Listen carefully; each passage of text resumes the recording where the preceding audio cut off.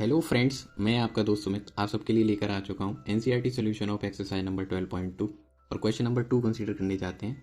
हाय Rachel, question number 2 में आपको बोला है Rachel an engineering student was asked to make a model shaped like a cylinder with two cones attached to its two ends by using thin aluminium sheet.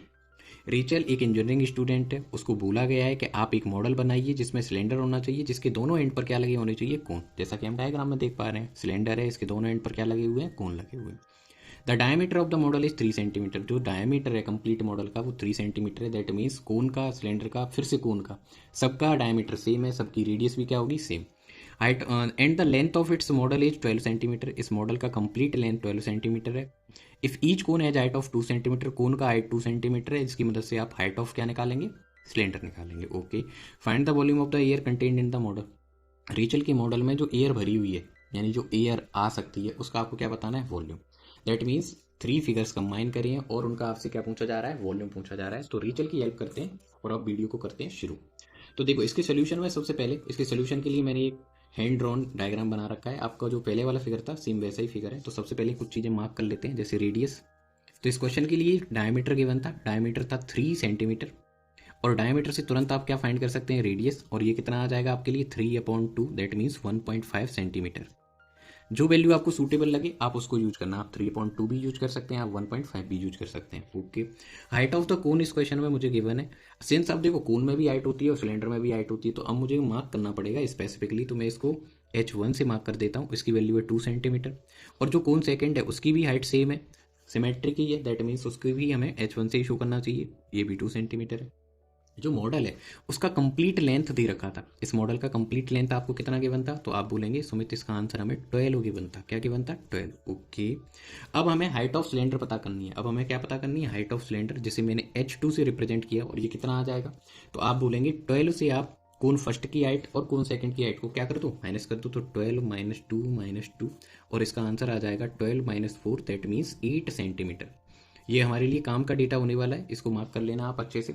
तो cylinder की जो height आ जाएगी वो कितनी आ जाएगी, 8 सेंटीमीटर। और कोन की जो हाइट है वो आपके लिए कितनी गिवन है, 2 सेंटीमीटर। और what about radius, radius is same through out the model. Model के लिए कंप्लीट जितने भी ऑब्जेक्ट उसमें जुड़े हुए हैं उन सबकी जो रेडियस है वो कितनी है, 1.5 सेंटीमीटर। वो तो गिवन ही है, ठीक है। अब आपको करना क्या होगा, अब आपको इस मॉडल के अंदर फिल हुई एयर का आपको क्या बताना है, वॉल्यूम। ये डॉट किसको शो कर रहे हैं, एयर को शो कर रहे हैं। इस मॉडल के अंदर कितनी एयर आप फिल कर सकते हो। तो आपका आंसर होना चाहिए कि सुमित हम इसमें इतनी एयर फिल कर सकते हैं जितना कि इन तीनों ऑब्जेक्ट का क्या होगा, वॉल्यूम। तो अब आप बोलेंगे volume of air, volume of air inside the container or inside the model, we can see that volume of air inside the model, inside the model is equal to क्या होगा। तो आपका आंसर होना चाहिए volume of cone first, volume of cone first plus volume of cylinder, volume of cylinder. Okay, इसके बाद आपको क्या करना चाहिए कि इसके बाद हमें जो ऑब्जेक्ट दिखाई दे रहा है वो फिर से एक कोन है, तो आप उसका भी वॉल्यूम इसमें क्या कर लो, ऐड कर लो, volume of cone second. Okay, इसके बाद आप क्या कर सकते हैं, तो आप बोलेंगे सुमित अब हम इनके फॉर्मूले मार्क कर सकते हैं। क्या मार्क कर सकते हैं, फॉर्मूले। तो हम फॉर्मूलों को मार्क कर देते हैं, राइट कर देते हैं 1/3 पाई। सिंस रेडियस सबका सेम है तो आर ही लिखना है आपको, 1/3 पाई आर स्क्वायर। और कोन की जो रेडियस थी उसको H1 से मार्क किया था, 1/3 pi r square H1।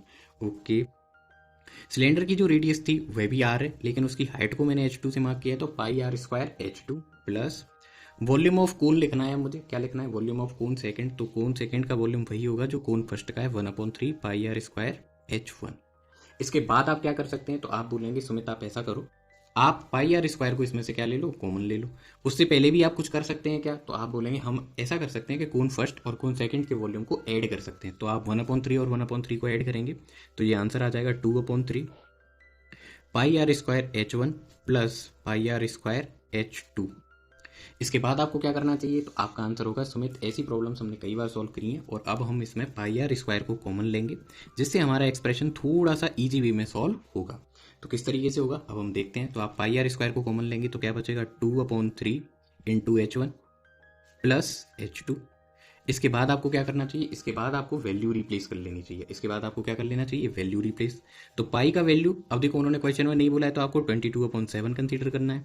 Are square, are कितना था, मैंने आपको बताया आर के 2 आंसर्स अवेलेबल थे, 3/2 भी था और 1.5। तो देखो अगर मैं यहाँ 3/2 लिखूंगा तो 2 से मैं इस 22 को कैंसिल कर पाऊंगा, इसलिए मुझे क्या लिख लेना चाहिए 3/2। अगर आपको सही नहीं लगता तो आप दूसरी चीज़ें भी लिख सकते हैं, कोई प्रॉब्लम वाली बात नहीं है।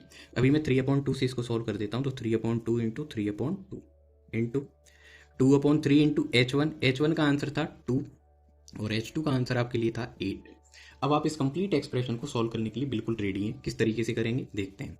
तो 2 से आप सिंप्लीफाई कर दो 22 को, तो ये हो जाएगा 11 टाइम। आपका एक्सप्रेशन आ जाएगा कुछ इस तरीके से 11 इंटू 9 डिवाइडेड बाई 14 इंटू, इसी तरीके से थोड़ा और आगे सॉल्व करेंगे तो ये एक्सप्रेशन कुछ इस तरीके से आएगा।